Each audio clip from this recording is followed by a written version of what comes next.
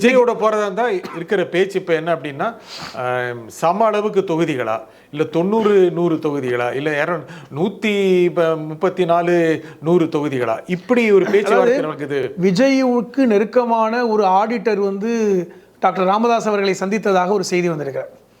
அவர்கள் பேசின பேச்சுடைய சாராம்சம் என்பது மிக முக்கியமானது. கூட்டணி ஆட்சி, ரெண்டாவது முதல்வராக 2.5 வருடம் விஜயும் 2.5 வருடம் அன்புமணி இருக்கலாம், இதுக்கு உடன்பாடு என்றால் நீங்கள் விஜயிடம் பேசுங்க என்று மருத்துவரையா சொன்னது மாதிரியான ஒரு செய்தி வந்திருக்கிறது. ஏனென்றால் பாட்டாளி மக்கள் கட்சி ஆட்சியை பிடிக்க வேண்டிய கனவில் அவர் இன்ன வரைக்கும் பெருசாக மாற்றாங்க இல்லை. அது எங்கே தொய்வு அப்படிங்கிறத ஆய்வு பண்ணுறாங்க. இப்போ நான் கூட சொல்லுவேன், 2016 5.37 விழுக்காடு வாங்கிய அந்த கட்சி ஒரு அதிமுகவோட சேர்ந்ததனால் ஏற்பட்ட தொய்வு, அது சேராமல் இருந்திருந்தால் ஒருவேளை 2021 ஒரு பலம் பொருந்திய கட்சியாக வந்திருக்குமோ என்று கூட எனக்கு தோணும்.